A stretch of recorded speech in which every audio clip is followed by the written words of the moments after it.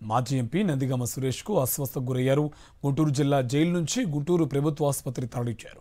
Ambulance నుంచి wheel చైర్లో హాస్పిటల్లోకి తీసుకువెళ్లారు సిబ్బంది.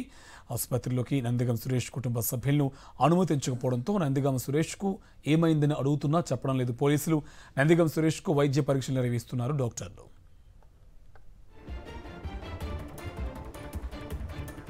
దీనికి సంబంధించి పూర్తి డీటెయిల్స్ మా కరెస్పాండెంట్ అశోక్ మనకి ఫోన్ లైన్లో అందిస్తారు. అశోక్, డీటెయిల్స్ ఏంటి? మాజీ ఎంపీ నందిగం సురేష్ అస్వస్థకు గురయ్యారు. వెంటనే ఆయన్ను గుంటూరు జిల్లా జైలు నుంచి గుంటూరు ప్రభుత్వ ఆసుపత్రికి తీసుకొచ్చారు. ఈ ప్రభుత్వం, కూటమి ప్రభుత్వం ఆయన పైన అక్రమంగా ఒక కేసును బనాయించింది. ఆ కేసులో ఆయన గుంటూరు జిల్లా జైల్లో రిమాండ్ గా ఉన్నారు.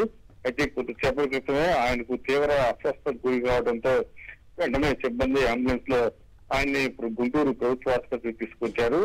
ప్రభుత్వ ఆసుపత్రి ప్రాంగణంలో పూర్తిగా అంబులెన్స్ నుంచి వీల్ చైర్ లో ఆయన్ని ఐసీయూలోకి తీసుకెళ్లినట్టు కూడా దృశ్యాలు మనకి చాలా స్పష్టంగా కనిపిస్తున్నాయి. అయితే కుటుంబ సభ్యులంతా పోలీసుల్ని అటు సిబ్బందిని జైలు సిబ్బందిని అడుగుతూ ఉన్నారు.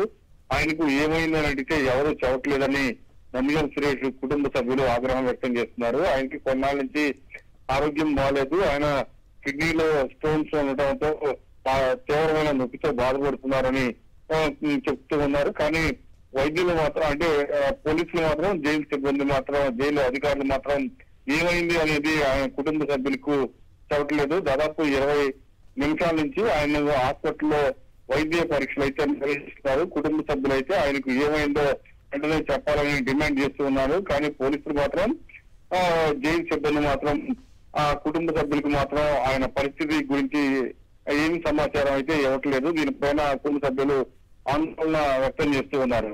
Karthik, thank you Ashok.